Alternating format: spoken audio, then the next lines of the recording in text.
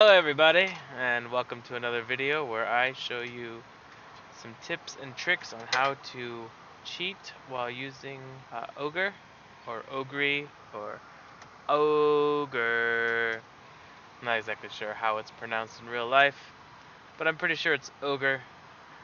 There's also Innerspace and IsxEQ2 involved, but this is all assuming that you've already gotten it downloaded, installed, and have been playing around with it for a while.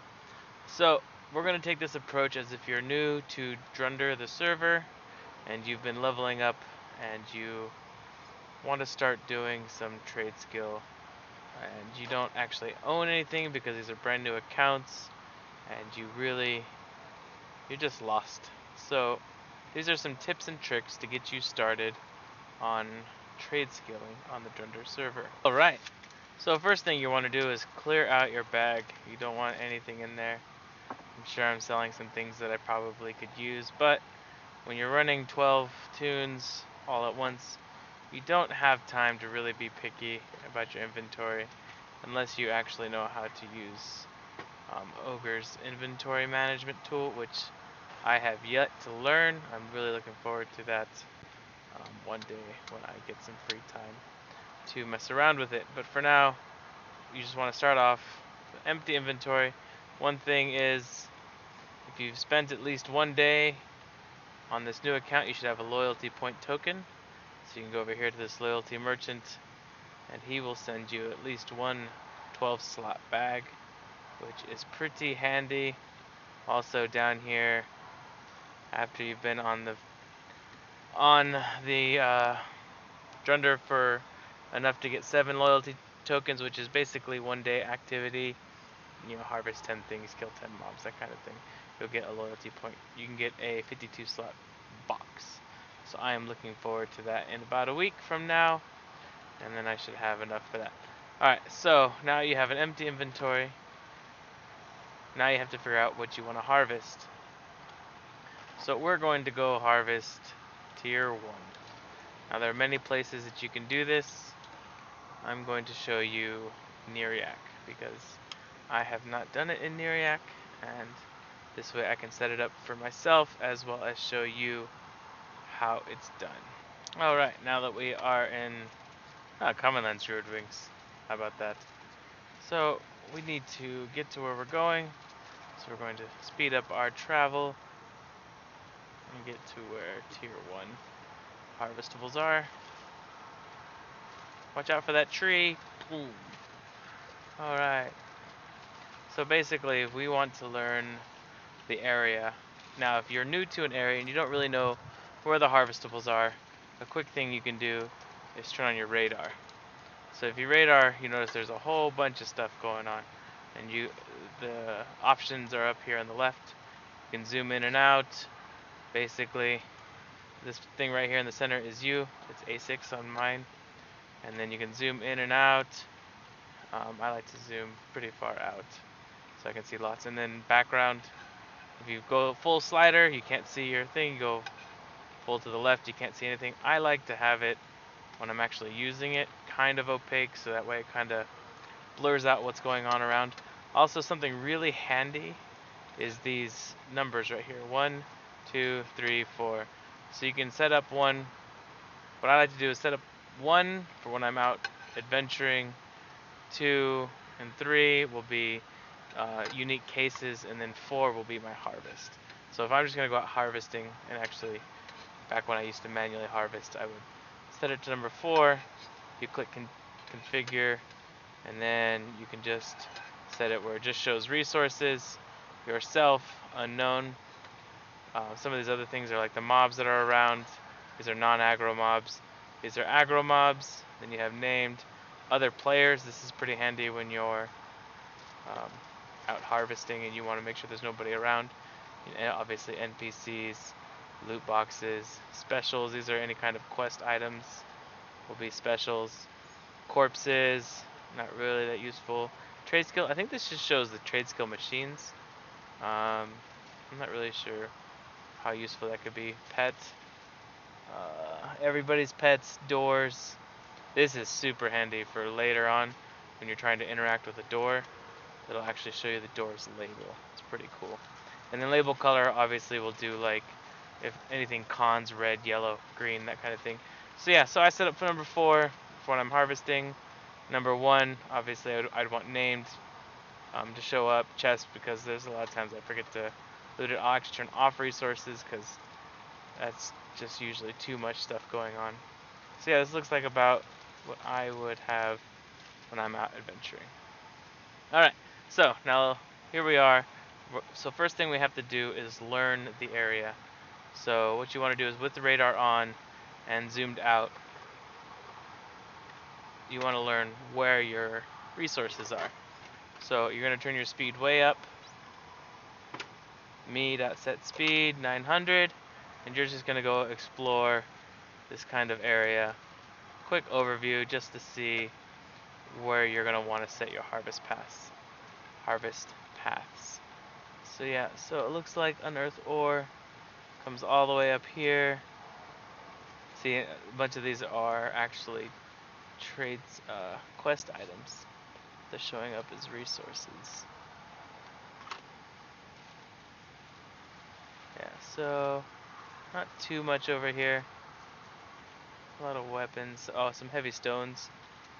These will be useful. Oh, it looks like there's a big pit there. Don't want to fall in that. Oh, here's some good stuff. Alright, so we're going to do this. You always want to start somewhere where you can remember where you started. So in this case, we're going to start over at the Druid Ring, because that is the most likely place that we will enter the zone. And being as lazy as I am, I want to set the path to start from where we get to the zone.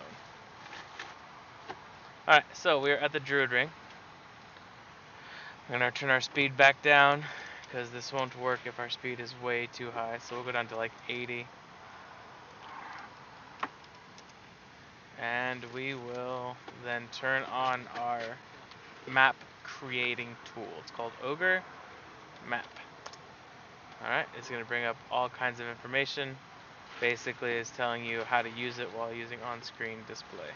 Alright, so we're just going to take a path and we're going to run from the Druid Ring over to where we want to harvest. This is like awesome. But luckily, this is one of those kinds of things where once you've set it up, you never have to do it again, and you'll get hours and hours of benefit out of it.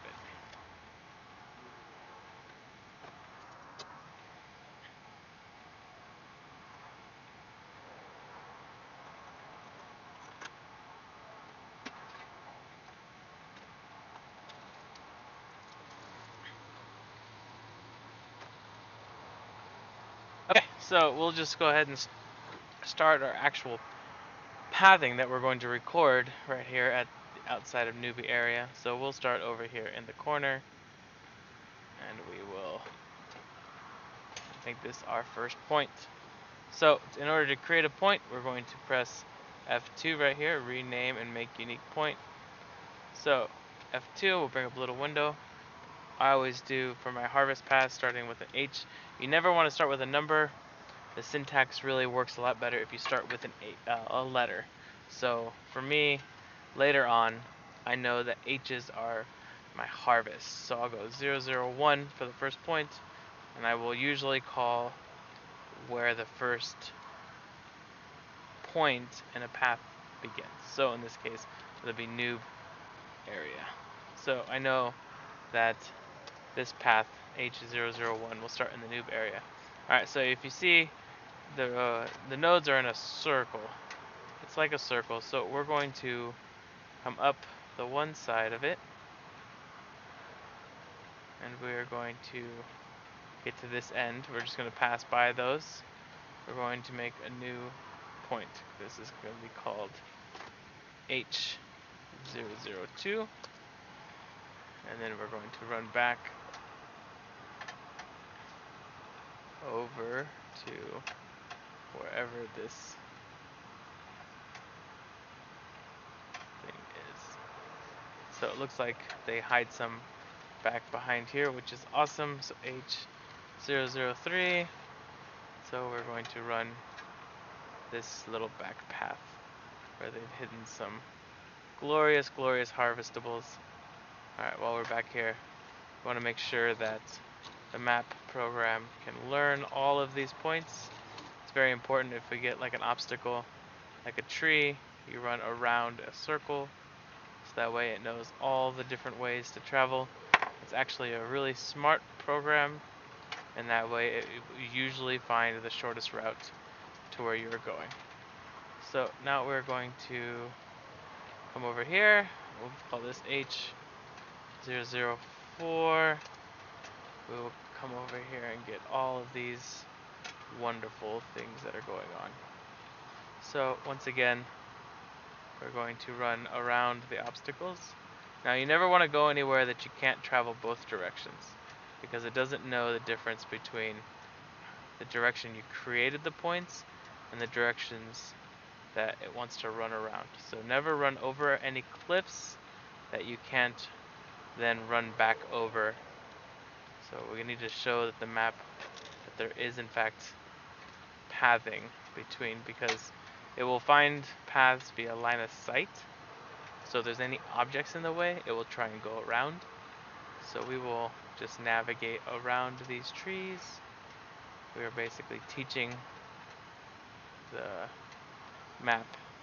We're actually drawing it with our feet, which is actually really cool. So we'll come over here, make sure we get a point, make sure that while we're harvesting we come over here to look for harvestables, because there's some, oh, you notice I labeled that one wrong, so I will come over here and put a new one that is the one I want, H005.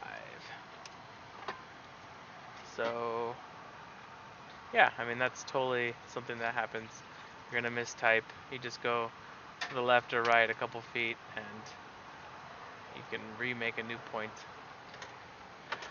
You'll see why this is all important later. I will show you how to actually, once we have all these points saved, to then use them. Alright, so come over here, make one more point, H006.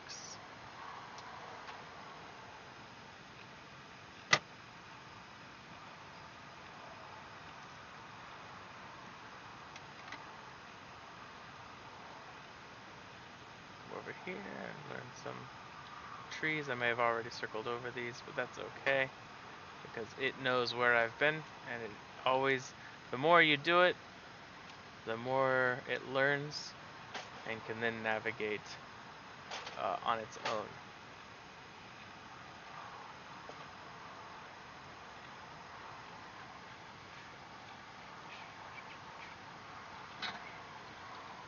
And if you ever forget which one you're at, you just look at here, it says last unique point added. So H007. Alright.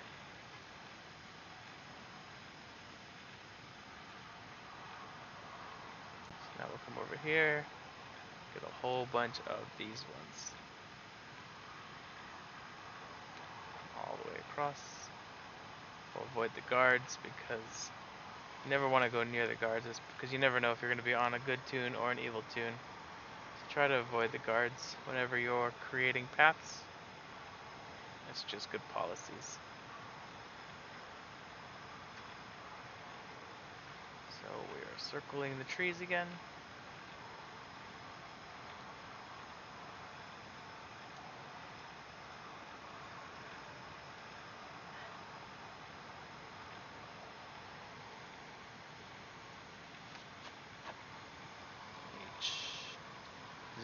H008. And finally we'll come over here and do one more point.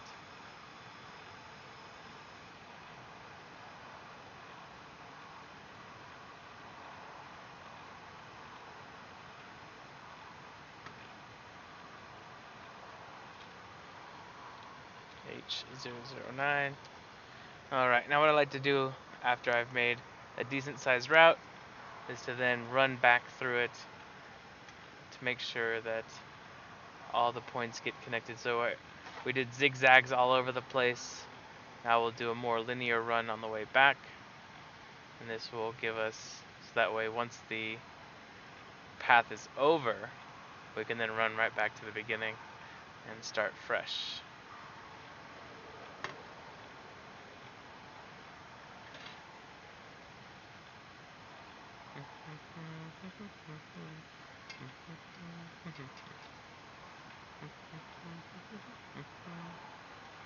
Alright, we're approaching where we started.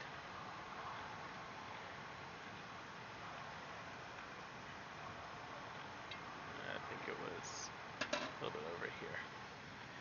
But there we go. So now we will press F12 to save and exit. We will load up our Ogre and Ogre Harvest. So Ogre Harvest will bring up this new UI if you haven't seen it. If you have, then it is an old UI to you. We will push refresh list. I never keep it at 50. I don't know who can ever roam that far. The smaller the roam, the more points you need to add. The bigger the roam. Alright, so any path you've ever made or any save points will show up here. And they will show up in alphabetical order from left to right. So if you notice, H001 is before HA005. And N1 is up here in 1A. So yeah, so I like to keep a labeling system because you never know what's going to happen. It looks like back here, Neriac, newbie zone, north side. See, this wasn't very well labeled, so I have no idea what those points are actually from. I'm guessing I created something that I could then run from the Neriac zone entrance over to the newbie. So it's probably an old harvesting path that I created a long time ago. But today we're showing you how to make one, so I will show you the more proper way to make one, adding a bunch of points. Now, something you can do to test to make sure your path works well is to just run a collectibles loop and then turn your speed way up. So 500, bam. So now we can loop, path, and we will start harvesting. So now we will see if our path works. Oh, look, I found one. It didn't actually harvest it, but that might have been because something was in its way, blocking.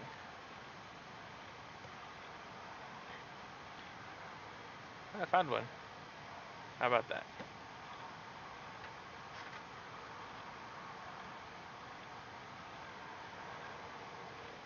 I found another one. This is awesome. So, to make this a little bit faster, we will just change our loot options. Auto loot, greed, accept. Alright, so maybe it is trying to find something, or maybe it broke. Let's find out. Oh, there it goes.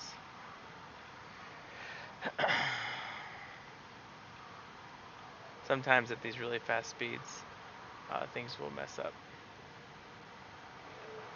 Oh, there's a lot more shinies over here than I thought there was.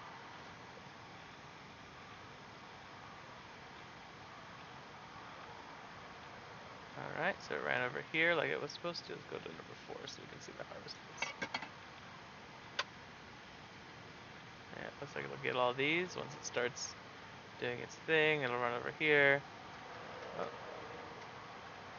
Okay, so there we have it. There is our basic first path.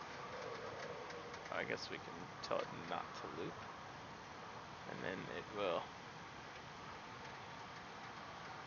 Oh, it's actually already looped. Because it is going to 9, and then. Yeah, because 9's the end. So it's already looped. So we will end the harvest. We will turn our speed down to something more reasonable, like 200. I have no run speed on, so I don't even know how the run speed multiplication works. It might be multiplicative, it might be a specific number. I really don't know. But my default run speed right now is only Oh, it's 200%. And I think that, okay, so maybe it's exactly what I type in there. Let's see, 220. Yeah, okay, so yeah, so it's an exact number. I can set my run speed to whatever I want. 220 is not too bad. But it looked like it got lost. Excellent. Alright, so what happened is it has gotten off the path, so it is now lost. So if that happens, we can close out harvest, close out Ogre harvest, and we will open up the map again. So a really good way to make sure you have a solid map is to, while the map is open up Ogre harvest. We will turn off path mode. We will make a 5-meter range roam distance. We'll turn off wood because I don't want to, and dens and shrubs. We'll click start. Now what this will allow me to do is to actually physically go around and harvest. So we will come over to these roots, and because the harvest program is up, it will, whenever I get within 5 yards, it will start harvesting. And then it will finish, and then I can run over here. So what we're doing by having the mapper up and physically harvesting is we are teaching the map what the layout looks like. So we're adding more points so it gets lost less often. So we'll run over to here, because the more times it gets lost, obviously the more often it's going to get stuck, and that's not good. So we're going to get these ore and roots.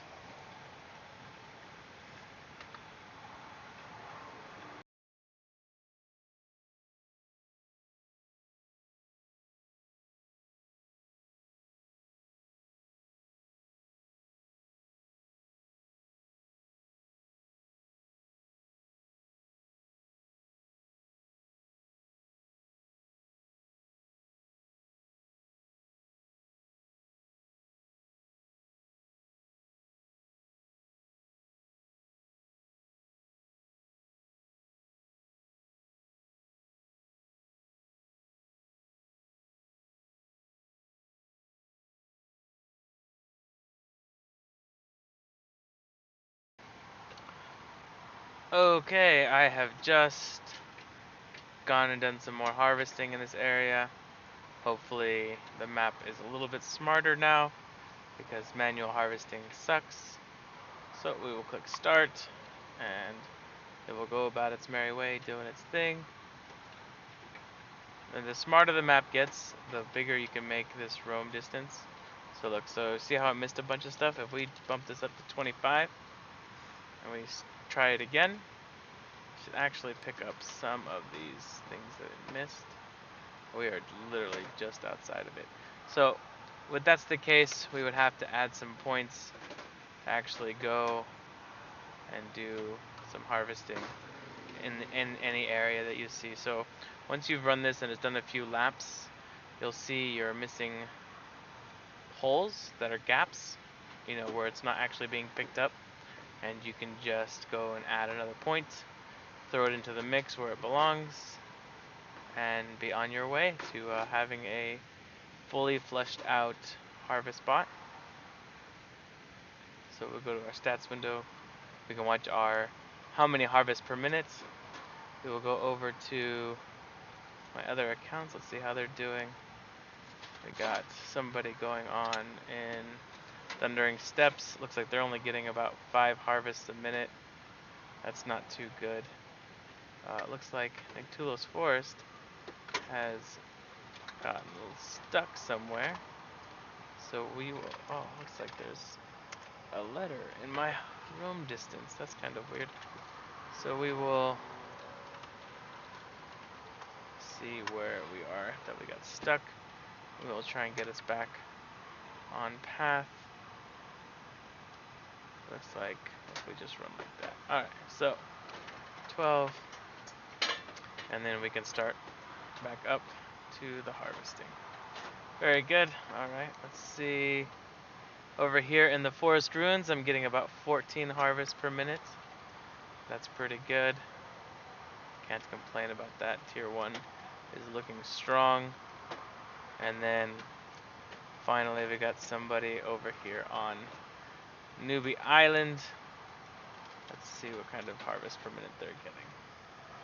They're getting 40 harvests per minute. So looks like Newbie Island is definitely the place to do some tier 1 harvesting. This is just massive. I've only been doing this for 61 minutes. And we've gotten 2,400 items. So 24 items in an hour. It's basically enough tier 1 to get all 6 tunes through tier 1 and still go back and craft enough master crafted to then break down for that thing. What's it called? Infusion maybe? Transmutation? Yeah, so enough rares to craft into items to be then transmuted and get at least one of your tunes transmuted and tinkering as you go along. You notice we're really low on loams, but luckily we can let this run for a bit. I know that there are caps on how long harvest will run unattended, so you just gotta sit here and watch each of the tunes as they progress to make sure they don't get stuck or they don't time out. And Tonica, my path here was not working so well, so that's the one I'm gonna go work on next. Let's go back to Neriak. Looks like we got lost. Where are we? How did we even get over here? I wasn't watching. Should have watched.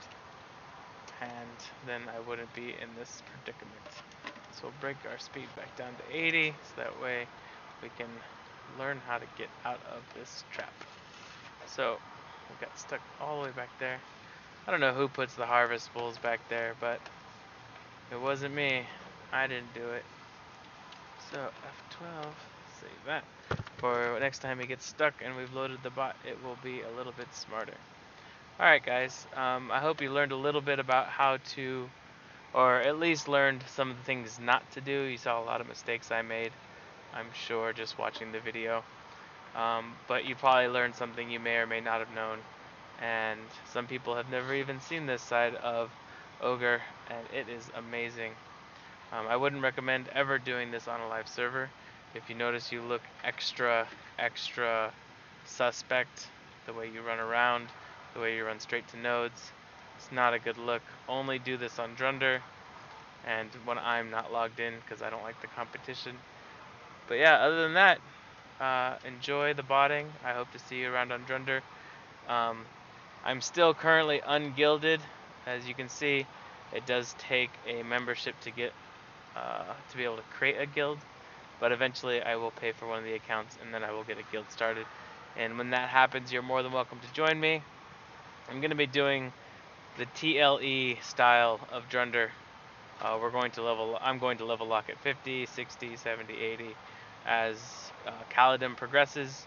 That way I can get a few months at each expansion. I can learn how to, well, I've done all the raids way back in the day, but I didn't bot all the raids. So I will go back through here on Drunder and learn to bot all the raids and get all the quests done. And basically play EverQuest 2 as an RPG where I control all the characters. It is not going to be the MMO style like it is over on Kaladin. If you do play on Kaladin and you don't break the EULA, by all means check us out. We're Reavers. We raid 4 nights a week with 4 different raid teams, so you can raid as much or as little as you want. Or join me here on Drunder, where we do run third-party programs, and we have a good time. I don't have a guild yet, but when I do, you're more than welcome to join up and contribute. Alright, I will see you guys around. If you liked my video, go ahead and give it a thumbs up. If you didn't, go ahead and downvote the shit out of it, and please leave a comment as to how bad it was and why you thought it was the worst video. Alright, talk to you guys later.